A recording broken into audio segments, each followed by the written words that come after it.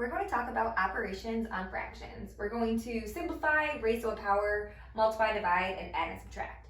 So first, if you have to simplify a fraction, you want to divide the numerator, which is the top, and the denominator, which is the bottom, by the GCF, which is the greatest common factor. So you're going to look at 18 and 21 and find what is a factor they both have in common and what's the largest factor they have in common, which in this case would be 3.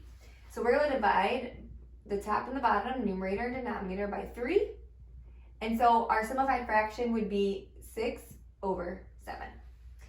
If you want to raise a fraction to a power, you have to raise both the numerator and the denominator to that power. So I can rewrite this as 4 squared over 7 squared because we have to, again, do this to both of them. And then I would just simplify. So 4 squared is 16 and 7 squared is 49. And that would be it. When we multiply fractions, we just multiply straight across and then simplify like we did up here. So we would just do 2 times 6, which is 12, and 3 times 7, which is 21. And then we have to see if we can simplify. Again, we look at 12 and 21 and decide that they have a factor in common, which would be 3. So I'm going to divide the numerator and the denominator by 3, which would get me 4 over 7. Now to divide, it's almost the same as multiplying, except there's one step before it. So when we divide two fractions, we want to remember keep, change, flip. Keep means you keep the first fraction exactly the same. Change means we change the division sign to multiplication. And flip means we flip the second fraction. And now this becomes a multiplication problem just like we did up here. So multiply straight across, so 4 times 5 is 20. 7 times 2 is 14. We need to simplify.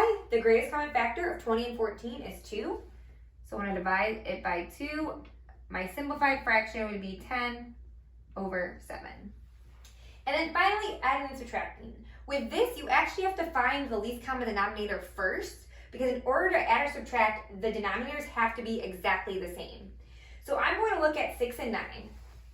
And I want to find the smallest number these both go into. So if I think about 6 and 9, the smallest number they both go into would be 18.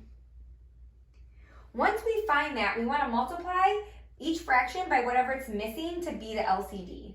So this is a 6 down here, and we want it to be an 18, which means we would need to multiply this fraction by 3 over 3.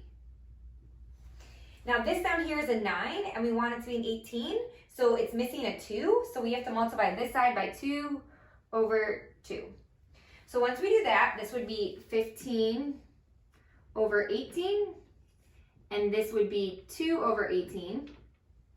So once they have a common denominator, you just add the tops, and then you keep the denominator. So that would be 17 over 18. Now, it's the same process with subtracting. We'd find the LCD, which would still be 18, and we'd multiply, so you'd get these two numbers.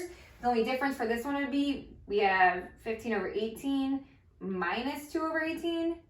So the only difference is we would subtract the numerators, which would be 13, and then keep it over the LCD, which is 18.